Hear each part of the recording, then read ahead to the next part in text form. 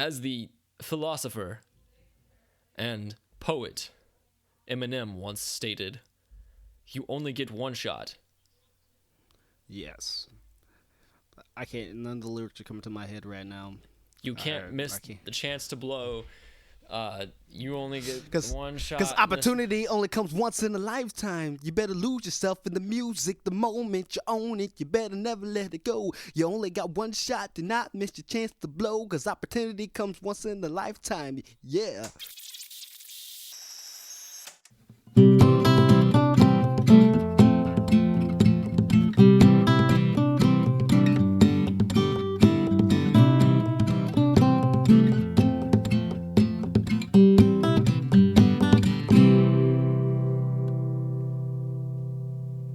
Remember back in the day when I would say, hey, whoa, Gabriel, copyright laws. You said, we ain't worried about no goddamn copyright laws. Yes, so that's sir. what I'm doing right now. But seriously, we did get a copyright law on YouTube, so. Yeah, we got a claim. But, man, you know how I'm nostalgic? You are terribly nostalgic. Actually, Joseph, I have a story of your nostalgicness. Every time I walk in your house, I trip over nostalgia. Every time I deal with you, you talk about something from nostalgia. Actually, if I remember right, every episode that we've done in the past is always, Gabriel, you remember how I did that thing? We did this thing. This thing happened, and I remember it because I was a part of it, because nostalgia. Because it happened and in the past, this and people week, don't know about this. I guess, even this week. I put him through some work. You did. And we're still doing it. And yeah, we're still working on that. We're still working on it. As we said in the last episode, Joseph's bearings were going out in his car. At this present moment, the car is in my driveway. It's missing an axle. Kaput. It's kaput. And I'm not talking about axle Foley. Yeah, just the axle shaft at the moment. I hope not the whole axle, but yeah, bad old bearing. It's all torn apart. Anyway, Delio, you then also had me go grab a trailer. We went to the Looper's house. We then loaded up a front clip and drug some thing to the scrapyard. But you're like, no. Hold on. We got the front clip. The reason why I have a front clip in my in-laws garage is because I wrecked one of my Jeeps. It was brand new, 51 miles, wrecked it. And I hauled it to their house so we could get it fixed. So I brought this front clip, cost me $3,000. And how much you get so out finally of it? Hold on. So my mother-in-law wanted me to get it out of there. So this week we went to go take it to the scrapyard. And, I'm thinking I spent $3,000 on this thing. I think I'm going to get a substantial amount of money back, and, $50, $100, something like that, Nothing too crazy. We get there. Gabriel goes in. We weigh this thing. We drop it off. Gabriel gets the money. And Gabriel comes back and was like, how much did I get? How much did I get? This man comes back with $12.50. Was it 50 cents? Yeah, I think it was like 50 cents. Yeah, $12.50, and I paid $3,000 for that thing, and it freaking pissed me off. Freaking stonks right there. But before we took it to the scrapyard, I said, "Hey Gabriel," I said, "we got the hood of this car, but I want to remember this. I want a piece of it." And so, if you guys know anything about Jeeps, they have the Jeep logo on front. If you know anything about Jeeps, they say Jeep on them. Yeah, it says Jeep. Oh my God, Jeep! They love to just put their brand everywhere. I got Jeep. When I had a Jeep, they had Jeep logos and stuff on the inside. They had pictures of Jeeps on the inside. It was just crazy. So they've got the wording Jeep on the hood, and I said, "Hey Gabriel, is there any way we can cut that out?" So I make this man get an angle grinder. Yeah. And he's just cutting away as I'm strapping my front clip to this trailer, and he's just. Yeah. I mean, we got it. So what are you doing with this shard of hood that says Jeep on the front of it? What are you doing with that right now? So right now it's just put away in my little memory box that I have. What I'm going to do is that I'm going to sand it down so the edges around it aren't as sharp. Yeah, so because right now they're so just fragmented razors. Oh yeah, you can freaking cut somebody with this and they will die. So, but my wife is super creative, and she's going to do something with it. I told her, I said, hey, babe, I said, I know you're really into making quilts and stuff right now. I said, I need you to make this into a quilt. And she's like, I can't take this metal and put it into a quilt. And she said, how do you expect me to do that? I said, just get a nail gun and put your little sewing needle in there and shoot it through the metal and then stick the yarn through there. So, I really wanted like a centerpiece of a quilt, but she's not doing that. Heck yeah. That's just too much work. Improvise. But adapt. yeah, that's what. So if we don't do anything with it, it'll just stay in my memory box, and then every time I go look at that, I'll be like, oh yeah, I remember that, because I have no piece of physical evidence besides that piece to remind me of what happened to my Jeep. Yeah. Back in the day. And if you know me, you already know the story, and maybe sometime when we do another podcast, I'll go through the whole story, but right now, no, it's just, I can't do it. I've told the stories too many times this week. So, Joseph, you're nostalgic about stuff. Yes, I like to sit back and go think about my days and stuff, which I found out that's not a good thing. What is it about the human brain that makes us want to do that? Well, it's just like The Office. There was a quote in there that Andy Bernard said, you wish you knew you were in the good old days or something like that. I completely botched that. But there are special connections to the past, things that were just really great times for you. And now that you're in your present day, you might not be feeling those special feelings or anything, or you wish you could have that back. You have a longing to go back to that time and that special place. So it brings back fond memories. I've got things that are just like embedded in my brain that I just have to do because I try to re-grasp that nostalgia,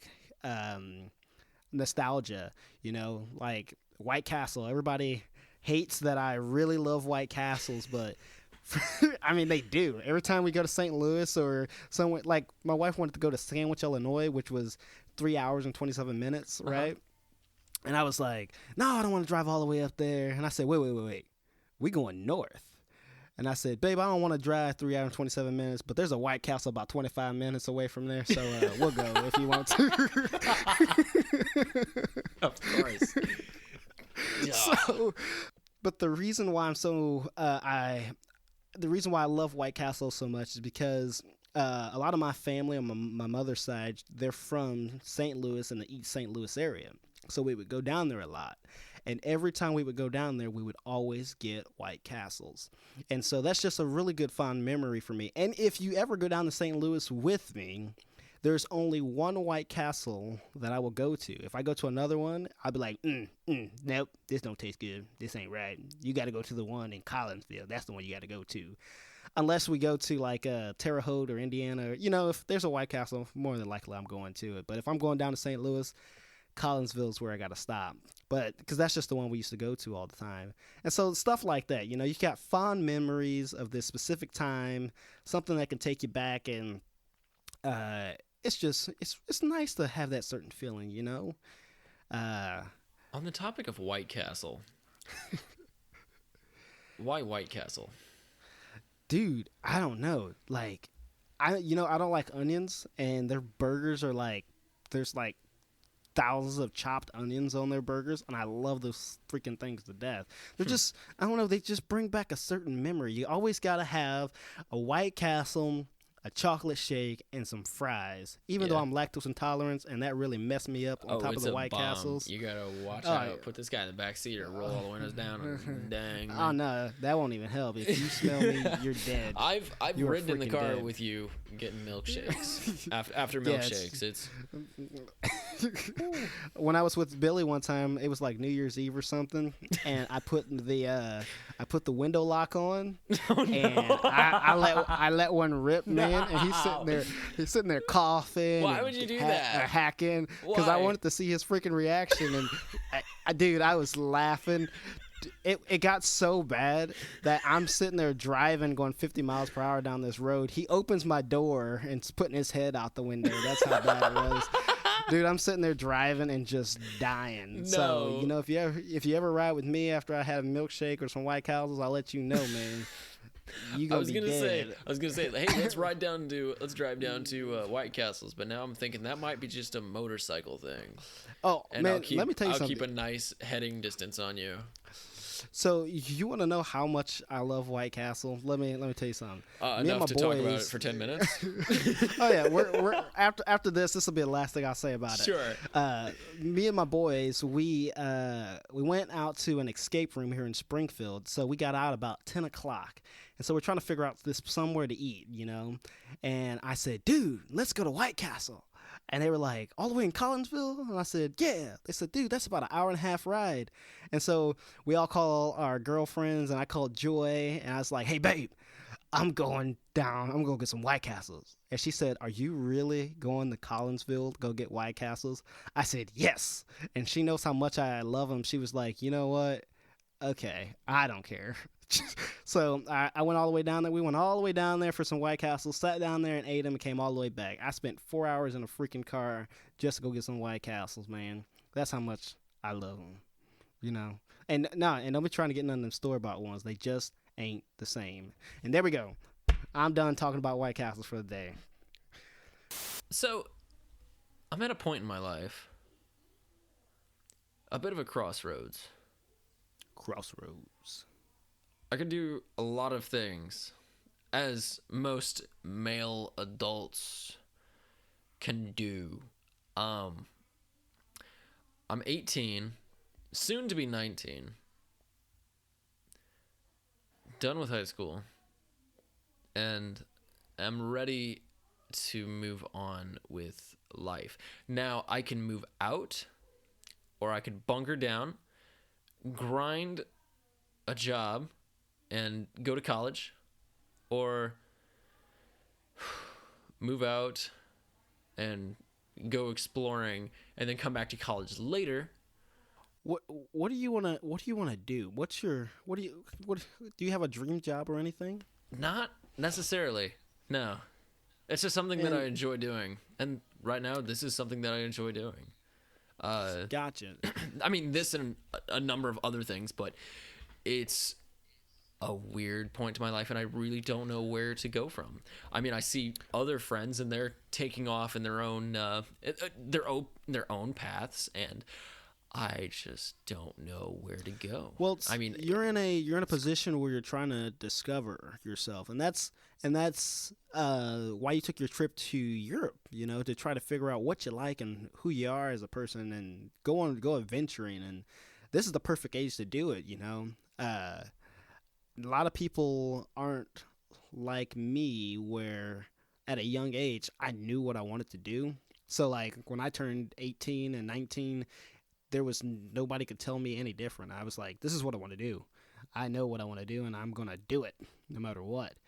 And I still got that dream. But for people who don't, this is a great time for you to explore and try to figure out what you want to do, you know? Because I know people who they don't, and they go out partying and stuff like that, or they go to college not knowing what they want to do, and they try and they go get a degree in something they don't want to, and then down the road they figure it out. So take this opportunity to just explore, try new things, figure out what you're good at, and figure out what you want to do for the rest of your life. Because you don't want to be a 30-year-old, 40-year-old, and it finally clicks, and you're like, oh, that's what I wanted to do, but I was doing this other job, and now I got to go to school and stuff like that. So I mean, you got it, man. Just explore, do what you're doing, man. You're doing a lot of things. You got your hands on a lot of pots now, and just figure what makes you happy, you know. And enjoy life at the same time, you know, because I know too many people work so hard and they try to make that money, and they don't enjoy their life. But, you know, like old Joe once said, if you find a job you love, you'll never work a day in your life. Man, I love it. No, really, it's a mystical thing. You hear a lot of people like, oh, that's the unicorn you want to capture, is that thing that you really enjoy doing and you'll never work a day in your life. But really, I mean, even when you enjoy doing it, it's still work. But maybe there's a bigger satisfaction out of it.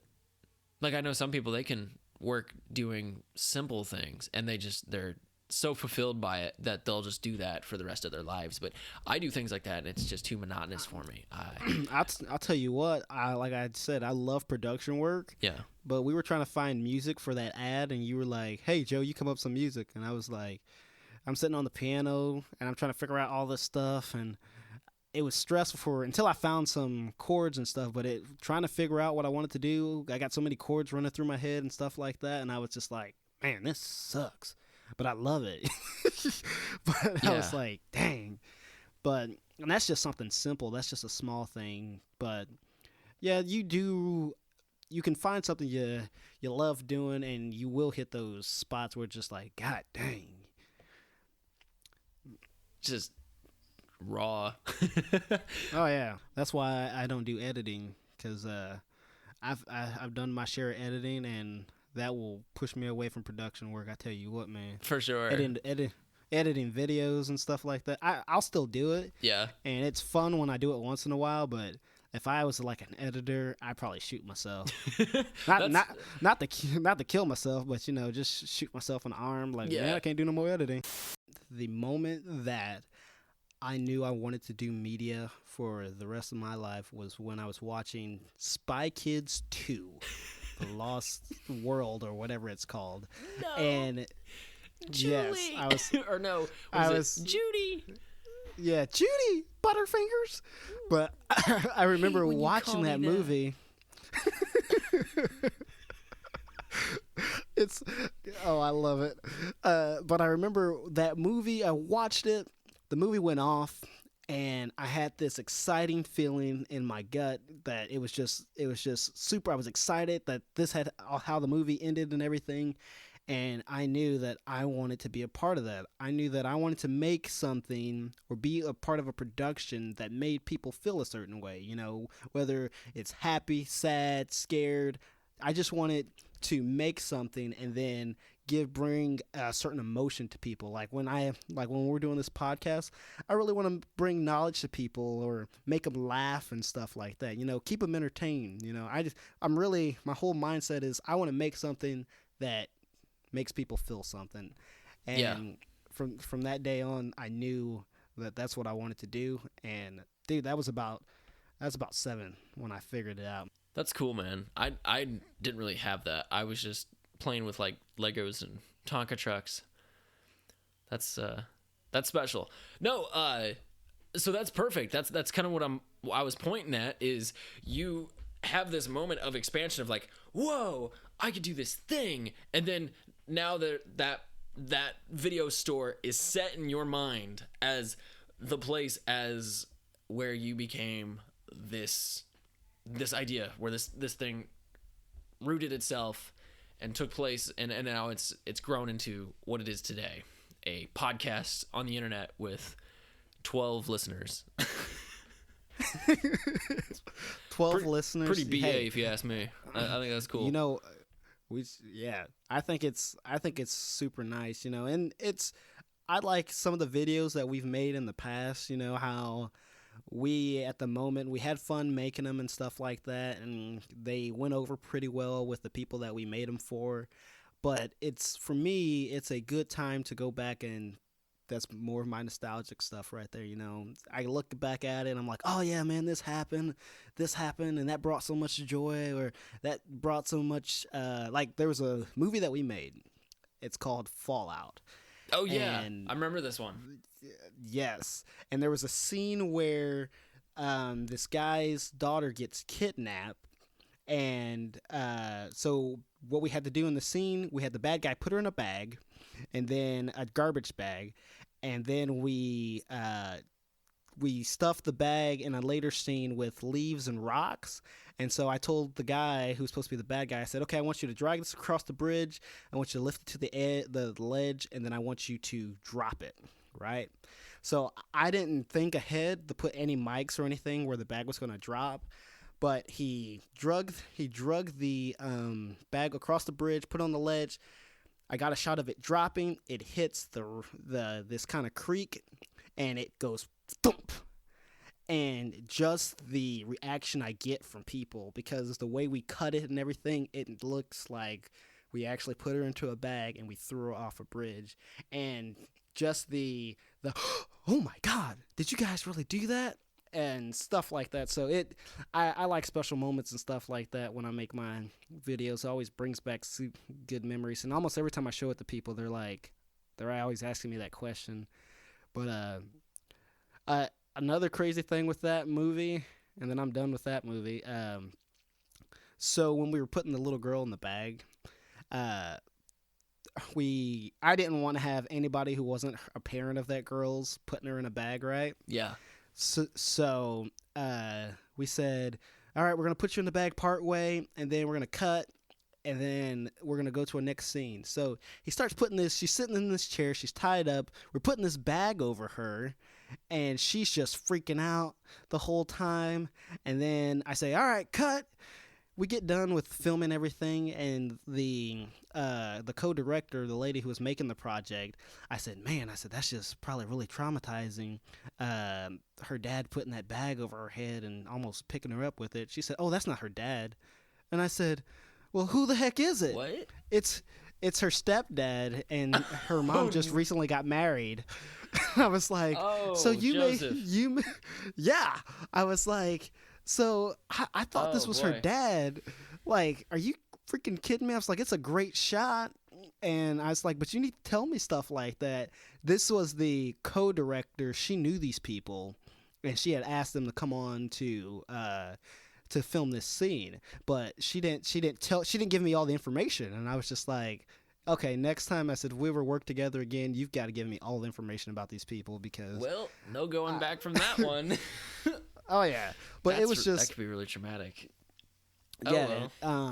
Yeah, it's a great she's small right, though, film. right? Yeah, she's fine. The only thing I hate about that movie is the movie's 10 minutes, right? Yeah. And it seems like it is the beginning of a movie. You know, where they have like, you know, you go into the movie theaters, the movie comes on, no credits or nothing, and it just starts playing. And then at the end of the movie, we have Fallout. And then we start the credits, and then after the credits, it feels like we didn't tell the whole story, because the lady the creator of it, she needed to cut it short because it was for a school project. So we've only got half a story, but I've been wanting to go back and actually redo it, because it's crap. Well, it's not crap, but we didn't finish it. So it's like a beginning of the movie, and you don't get any more. You don't get any closure, man. No or it's closure. like that other story we've been working on, the one that shall not be named, but live audio drama that we've been working on. Oh yeah, yeah. There's rumors of us doing live drama. One of these days, you guys will get it. Oh my goodness. Yeah, coming soon, but not soon enough. I once had a dream. I moved to Germany. Mm-hmm. I was living in an apartment, and then it was great. Had a great time doing it, but it really wasn't for me. Like, I did not feel at home. And that was one of the things I had you write down on that list of ideas for podcast topics. What is a home? What makes it a home? What makes anything a home? You know, is it the people that you're around? Is it your family? Is it friends? Is it where you feel at peace at? Where you feel comfort? I mean, that's a thing that humans really like, is comfort. I mean, we manipulate every aspect of our lives for maximum comfort. Well, home for me is a peaceful place where I can find peace, for me, because I feel like there's so much. If you go outside of my house, I feel like you've got the weight of the world on you. You gotta act a certain way. You gotta be this person. Like, if I'm not regular Joe at work, I've got my work personality on. You know, I don't outside of my house, I can't be the authentic me all the time. You know, you always got to kind of put on a face, whether it's a work face or something, here in my home, I can basically say what I want, do what I want, walk around in my underwear. I can do, and there's nobody here to judge me. It's just a place of peace and comfort and relaxation. Uh, like I love going to Indiana to go see um, our friends in Indiana, and when we spend the night at their house, they're super nice people. But even though we are super comfortable there, I don't feel that sort of peace and comfort there, even though we're relaxing and everything. It's because that's not my house. I can't do what I want there. I can't be as comfortable as I want. I can't wake up in the middle of the night and go use the bathroom shirtless and everything. You got to have this certain Because thing. there's other rules there, or because it's just not your domain. Yeah, it's both. It's not your domain, so you have to act a certain way there, and then also too, there are certain other rules that you have to abide by, And they're not like the rules are, they're not like strict, like you have to do this, this, and this. It's just I'm walking into another man's house. He probably doesn't have the same rules that I have in my house, So it's kind of, it's relaxing and comfortable, but there's just not that sort of peace and secureness. Is that a word? Maybe that is what it is. Maybe it's peacefulness and security that what you need to feel maybe stable. Yeah, and that's what Joy came to me and told me she was thinking about moving to Indiana, and one of my big things on why I wouldn't want to move to Indiana is because Springfield is comfortable to me. I know every back road, side roads, everywhere in Springfield. You ask me where anything is, I can tell you where it's at. Yes, you can. It's impressive. But, yeah. But if I go to Indiana, I don't know anything there. I don't have any. I got a couple of friends there. My production work that I've worked really, really hard to, like the people I know here in Springfield, my connections, they wouldn't be lost, but it would be really hard for me to make new connections out there, and it'd be harder for me to keep my contacts out from there because we're just not in close quarters, And the place she wants to move to, I don't know how production oriented they are with the theater scene and stuff like that. Like I'm on a production team for theater. I'm on my tech team at church, and it's taken me a couple years to get to where I'm at now, and I love it, and I'm comfortable, man. I don't want to get uncomfortable, but change is good. Change is good. It is good, and sometimes it's time to move on with things and put things like that behind you and figure out where you're going from then afterwards. And freaking Indiana is super cheap to live in, man. Oh my God. What were you saying it was for? What is it? 3-bedroom, bath, and large yard. What's that run you a month as an apartment? So no, this wasn't an apartment. This was a house. It was a 3-bedroom. Yeah, it was a 5-bedroom, 2.5 bath, more land than I could ever want. Upstairs, downstairs, basement, and it was running $815 a month. And I was just like, babe, that's $15 more than we're paying now. And we've only got 2 bedrooms, 1 bathroom, a small plot of land. I mean, just like a regular yard.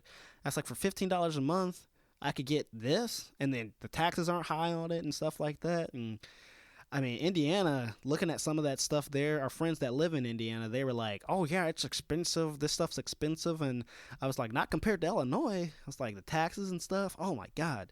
I could live there. It's like, we'll be millionaires if I can find a job that's paying this much now.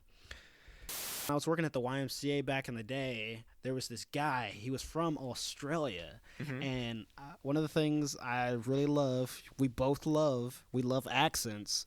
And he had his Australian accent, and I just fell in love with it. He would come in and just start talking about stuff. Talk about your Vegemite. Yeah, I would start to relate with him because I was like, oh yeah, I did this report on Australia, and when we would go back and forth talking about this and this, and I would ask him all these questions, and you know what drew him away? I think I told you this story before. No, but what drew him away was my coworker came up. I had been telling her about him all day because he was only here for about 2 weeks, and he had been coming here. He had been coming to the Y every day for the first week. The second week, he was coming every day, and it was Wednesday. And she came up to him, and she was like, so how's everything down there in the outback? And she tried to do her best Australian accent. The dude got so mad that he did not come back to the Y. Really? And, yeah, he got so mad at her because she tried to... one, try to do the accent, and two, she thought that he was from the outback, and he was just like, he got offended because that's not where he's from. He's from a populated area. Seems like a really petty thing to get upset about.